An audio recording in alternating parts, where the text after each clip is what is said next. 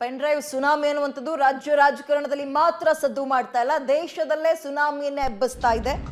ಜೆಡಿಎಸ್ನ ಸಂಸದ ಪ್ರಜ್ವಲ್ ರೇವಣ್ಣ ಅವರಿಗೆ ಅಸಲಿ ಸಂಕಷ್ಟ ಇನ್ನು ಮುಂದೆ ಶುರು.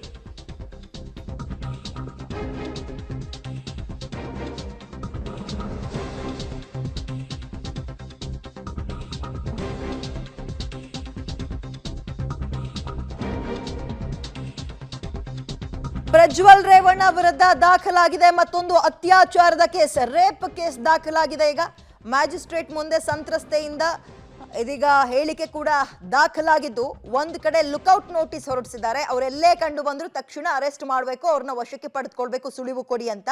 ಮತ್ತೊಂದು ಕಡೆನೇನೆ ಅತ್ಯಾಚಾರದ ಕೇಸ್ ಕೂಡ ದಾಖಲಾಗಿದೆ. ಪ್ರಜ್ವಲ್ಗೆ ಅಸಲಿ ಸಂಕಷ್ಟ ಅನ್ನುವಂಥದ್ದು ಇನ್ನು ಮುಂದಕ್ಕೆ ಶುರುವಾಗುತ್ತೆ ನೋಡಿ ಅನ್ನೋದಕ್ಕೆ ಕೆಲವೊಂದು ಅಂಶಗಳಿದೆ, ಅದನ್ನು ನೋಡ್ತಾ ಹೋಗೋಣ. ಸಂಸದ ಪ್ರಜ್ವಲ್ ರೇವಣ್ಣ ಅವರಿಗೆ ನಿಜವಾದ ಕಷ್ಟ ಅಥವಾ ಸಂಕಷ್ಟ ಈ ಪ್ರಕರಣದಲ್ಲಿ ಅನ್ನುವಂಥದ್ದು ಇನ್ನು ಮುಂದಕ್ಕೆ ಶುರುವಾಗುತ್ತೆ. ಈಗ ಶುರು ಯಾಕೆ ನೋಡ್ತಾ ಹೋಗೋಣ. ಪ್ರಜ್ವಲ್ ರೇವಣ್ಣ ವಿರುದ್ಧ ಲೈಂಗಿಕ ಕಿರುಕುಳ ಆರೋಪ ಕೇಳಿ ಬಂದಿತ್ತು. ಅದ್ರ ಬೆನ್ನಲ್ಲೇ ರೇಪ್ ಕೇಸ್ ಪ್ರಕರಣ ಕೂಡ ದಾಖಲಾಗಿದೆ, ಅತ್ಯಾಚಾರದ ಪ್ರಕರಣ ದಾಖಲಾಗಿದೆ. ಸಂತ್ರಸ್ತೆಯೊಬ್ಬರು ಕೊಟ್ಟಂತಹ ಹೇಳಿಕೆ ಆಧರಿಸಿ ನಿನ್ನೆ ಮತ್ತೊಂದು FIR ಆಗಿದೆ.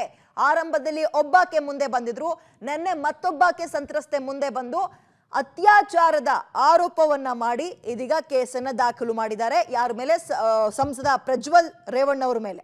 ಜಡ್ಜ್ ಮುಂದೆ ಇದೀಗ CRPC ಸೆಕ್ಷನ್ 164 ಅಡಿಯಲ್ಲಿ ಹೇಳಿಕೆಯನ್ನ ದಾಖಲು ಮಾಡಿಕೊಂಡಿದ್ದಾರೆ.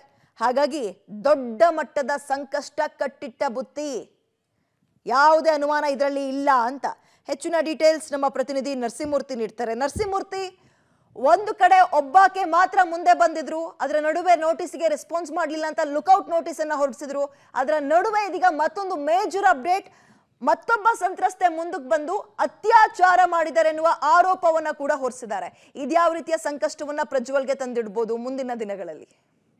ವಿದ್ಯಾ, ಈಗಾಗಲೇ SIT ರಚನೆಯಾದ ಬಳಿಕ ಪ್ರಜ್ವಲ್ ರೇವಣ್ಣ ಅವರಿಂದ ದೌರ್ಜನ್ಯಕ್ಕೆ ಒಳಗಾಗಿದ್ದಾರೆ ಎನ್ನಲಾದಂತಹ ಆ ಮಹಿಳೆಯರು, ಸಂತ್ರಸ್ತ ಮಹಿಳೆಯರು ಇಲ್ಲಿಯವರೆಗೂ ಕೂಡ ಸುಮಾರು 20ಕ್ಕೂ ಹೆಚ್ಚು ಮಂದಿ SIT ಕಚೇರಿಗೆ ಹಾಜರಾಗಿ ತಾವು ತಮ್ಮ ಹೇಳಿಕೆಗಳನ್ನು ದಾಖಲು ಮಾಡುವ ಕೆಲಸವನ್ನು ಮಾಡಿದ್ದಾರೆ. ನಿನ್ನೆ ಓರ್ವ ಸಂತ್ರಸ್ತ ಮಹಿಳೆಯರನ್ನು ಮ್ಯಾಜಿಸ್ಟ್ರೇಟ್ ನ್ಯಾಯಾಧೀಶರ ಮುಂದೆ ಕರೆದುಕೊಂಡು ಹೋಗಿ ಅವರ ಹೇಳಿಕೆಯನ್ನು ದಾಖಲು ಮಾಡಿಸುವ ಕೆಲಸವನ್ನು ಪೊಲೀಸರು ಮಾಡಿದ್ದಾರೆ.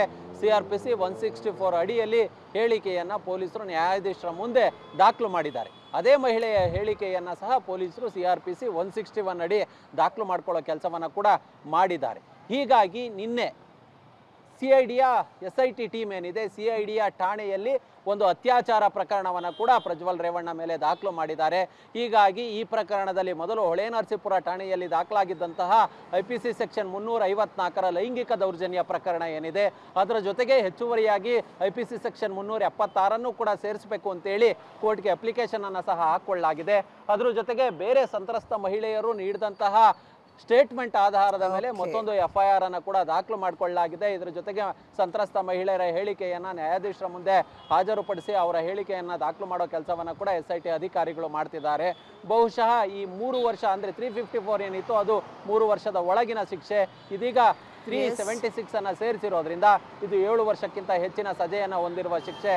ಹೀಗಾಗಿ ಬಹುಶಃ ಪ್ರಜ್ವಲ್ ರೇವಣ್ಣಗೆ ಸಂಕಷ್ಟ ಎದುರಾಗಿದೆ ಅಂತಾನೆ ಹೇಳ್ಬಹುದು. ಥ್ಯಾಂಕ್ ಯು ನರಸಿಂಹಮೂರ್ತಿ ತಮ್ಮ ಡೀಟೇಲ್ಸ್ಗೆ. ಅಪ್ಪ ಮಗನ ಮೇಲೆ ಇದ್ದಿದ್ದು ಇಲ್ಲಿ ತನಕ ಬೇಲೆಬಲ್ ಕೇಸ್, ಬಟ್ ಈಗ 376 ಅಂದ್ರೆ ನಾನ್ ಬೇಲೆಬಲ್ ಕೇಸ್ ಆಗುತ್ತೆ. ಹೇಗೆ ಫೇಸ್ ಮಾಡ್ತಾರೆ ಕಾದು ನೋಡ್ಬೇಕು.